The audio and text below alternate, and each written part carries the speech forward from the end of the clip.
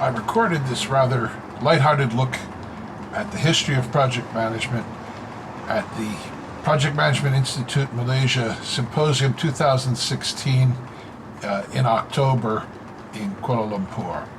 I hope you like it. It's a little bit long, so I've split it into two parts. All right, let's move on and look at probably one of the greatest engineering projects ever done, which was the digging of the Panama Canal. This took 30 years. It was just a 50-mile long canal. 30 years. Let's see, what's the progress rate like that? Not really good. But it went through swamps, it went through jungles, it went through mountains. It actually went up and down the mountains. The French began the work on it in 1881, but abandoned the effort after not too many years. It was originally started by de Lesseps. He was the guy that built the Suez Canal. He wasn't an engineer. He was a financier, a banker. He thought he was a great engineer, but he wasn't. Americans took over the Panama Canal project. President Theodore Roosevelt appointed the first, again, they called him project engineer, but he was really project manager, a guy called John Findlay Wallace.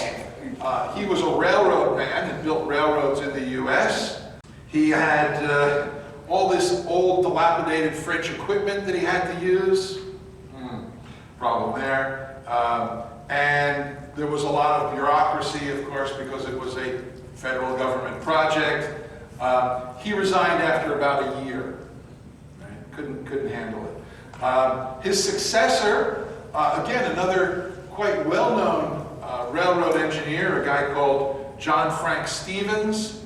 There's a very famous school, actually in my home state, New Jersey, called Stevens Institute of Technology. I don't know if any of you ever heard of it, but that was named after him.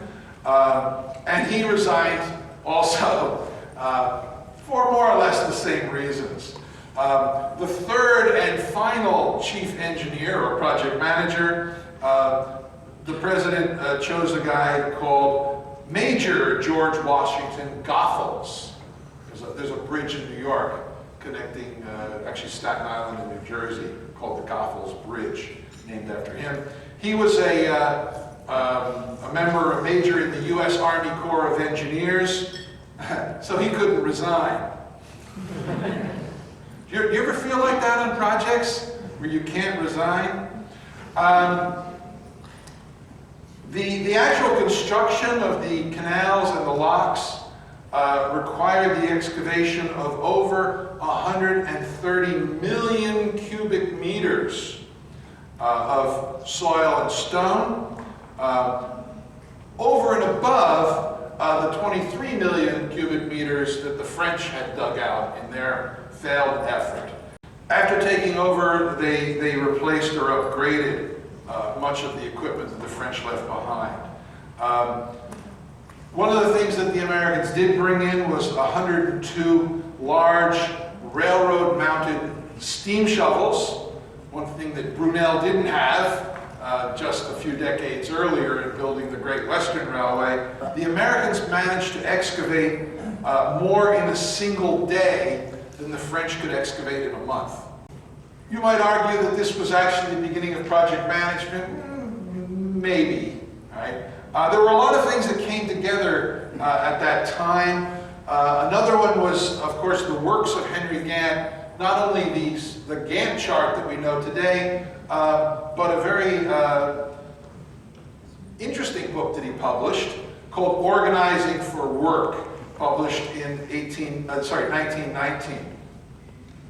And basically, his Gantt charts and his work talked about two key principles that we still follow today. Measure activities by the amount of time to complete them, and you draw the chart so that the amount of activity being done will be shown. So they were time scaled. So let's move forward to another major project that's used project management, and that was the Hoover Dam. This was completed in 1936. It was actually begun in 1931, so it was only 5 years, which is pretty good time for such a major project.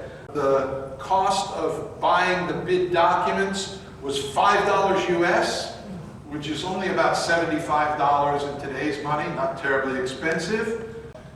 The deal was that the government would provide materials and the contractor would provide the labor and the management and carry out all the works to be done. There was 100 pages of specifications, 76 drawings.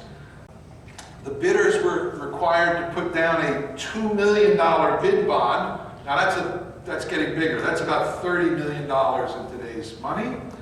The winning contractor had to post a $5 million performance bond. That's about $75 million in today's money. And the contractor had 7 years to complete the dam. The bid was won by a joint venture. Actually, there was an inside joke about the name because in San Francisco, 6 companies was also the name for a Chinese benevolent association, a triad. This is a view of some of the principal management engineers and management. Obviously no OSHA rules in those days. So I want to talk now about where really modern project management originated. Many writers have postulated that World War II was the real beginning of modern project management. That before that, although we've seen a number of big, important projects, the scale of marshaling the resources during the war on both sides was really unprecedented. And so the techniques that were developed really became the origins of what we look at as project management today. In the US, but probably the biggest thing was the Manhattan Project.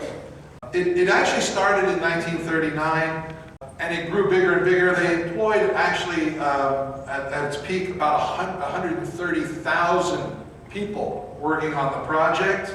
Research and production took place at about 30 different sites across the States, also in the UK and Canada. Embryonic techniques of what we call today critical path management were used to plan parts of the work.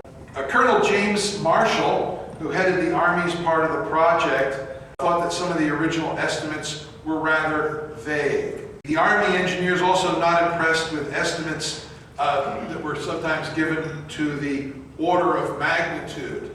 And one of Marshall's deputies, Colonel Leslie Groves, compared the idea of an order of magnitude estimate like telling a caterer to prepare lunch for between 10 and 1,000 guests. Actually, after World War II, project management really began to be applied to more military weapon systems. We saw the origins of PERT, right?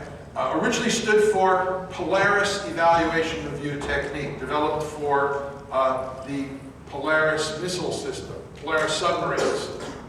My son, who's also an engineer, said, "Dad, they're not Polaris submarines, they're Los Angeles class submarines, and they had Polaris missiles in them." This is one of the original drawings for the critical path method developed by DuPont. This was more or less concurrent with PERT, 1957. In 1956, DuPont was looking for some useful things to do with their computer. Planning, estimating, and scheduling might be a good use of a computer. The solution that they developed was derived from linear programming. So they actually developed the activity on arrow diagram to explain the mathematics to the management. In 1961, Yuri Gagarin was the first man in space. The U.S. Department of Defense mandated the use of the WBS in 1961. Anybody want to guess who's this guy? You're right, this is Neil Armstrong. The WBS was originally developed together with the PERT system, although it wasn't called the work breakdown structure in those days. 65, this was the first Project Management Association, the International Project Management Association. Not everything that's been done worked. You know, there are some dead ends on the evolutional tree of project management. Anybody ever used GERT? Yeah, I didn't think so. Here we are, 1969. Hooray! Who was alive in 1969? Okay. How old were you? I was 17. Okay. My age. It was actually started as a non-profit organization at the Georgia Institute of Technology. Anybody from Georgia? A rambling wreck from Georgia Tech and a hell of an engineer. That's their fight song. Incorporated in the state of Pennsylvania in the same year. Moving on, Scrum. Okay. Anybody know where Scrum came from? A couple of Japanese guys. And it's a way of organizational knowledge creation, especially good at bringing about innovation continuously, incrementally, and spirally. Yay, PMIMY Guide, 1987, first edition, right? Earned value management. Department of Defense made it mandatory for use on program management and procurement in 1989. Actually, the concept goes back to the time of Frank and Lillian Galbraith, who were contemporaries and actually collaborators with Frank Winslow Taylor and Henry Gantt. They all worked together at the beginning of the century on the area of scientific management. The actual concept that time was called earned time.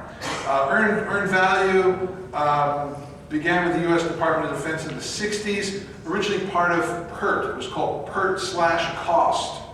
But it was considered, I love this, it was considered overly burdensome and not very adaptable by the contractors who were forced to use it. And of course, it was included in the very first PMIMY Guide, and it is still the bane of most aspiring project managers and part of almost every PMP exam. And to help any of you, who's studying for their PMP exam? Anybody here? Preparing? They're all PMPs? Oh, you're lucky. Okay, I prepared a little crib sheet for you all if you're studying. That's what it seems like sometimes, right? Moving on, Prince. Prince is more recent, 1989.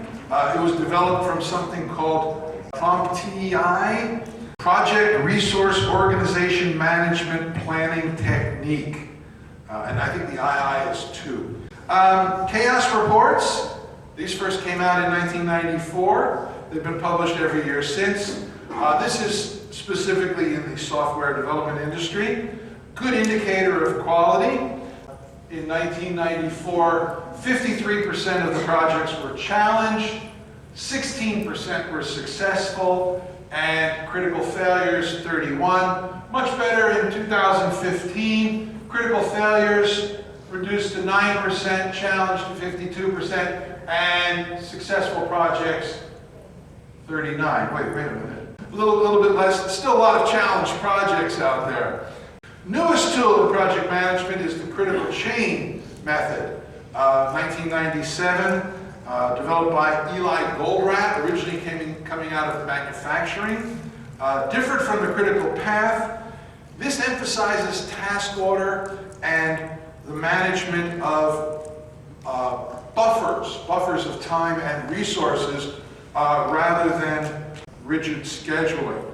So, what will the future look like? Are we going to have a sort of Jetsons lifestyle? Or is it going to be more like Star Trek? Maybe life will be light and free, floating cities, or it might be more dark. Whatever it is, it's up to us as project managers to shape the future. But there's things I want you to think about. In a blog post in January this year, the writer Maria Alexander identified 5 trends that will transform project management. And the first one is a laser-like focus on strategy over projects. Business strengths and weaknesses. To determine the opportunities that we need to reach the objectives that we're setting for ourselves and our organizations. setting up not just a PMO, but an enterprise project management office focused on overall business strategy instead of individual departmental goals. Trend number 2, moving away from operational hierarchies and the leveraging of employee strengths. So this is finding positive and productive ways to seek, promote, and reward the strengths in the people that we have in the organization, building stronger teams. Redrawing organizational charts from a hierarchical structure to one that allows people to develop what she calls intrapreneurial mindsets, sharing their ideas with the decision makers within the organization. Third trend, increased need for accountability and social responsibility. We see this more and more. We see in the US yet another pipeline leak in Pennsylvania. Of course, the oil well disasters in the Gulf of Mexico and all that. People and businesses want to deal with organizations who provide transparency, offer visibility, and conduct themselves in ways that are ethical, socially responsible, and accountable. And projects are part of that. In the US, of course, you have the Saintsby-Oxley law that requires compliance with rules of ethics. Trend number 4, more emphasis on soft skills, not just technical training. People have to deal with conflict, have to deal with ambiguity, have to be diplomatic, have to think about confidentiality. Soft skills are not easily found. Let me ask you a question. How many of you have a technical background, education? How many of you in your technical education had a course on psychology or sociology? Not many. Not many. How do you deal with the people on your teams? How do you deal with the people on your projects? How do you deal with your sponsor? How do you deal with all your stakeholders? The soft skills are hard. The hard skills are easy. You've got to think about that. And by the way, if you want to increase some of your soft skills and leadership skills, you can come to the VUCA workshop tomorrow. This is a paid announcement. And the last trend is remote work. And with it, secure PM tools, secure methods of communication. Remote project management is not all projects, but it's certainly becoming a trend. How many of you do remote work or work with teams that are spread out across the globe?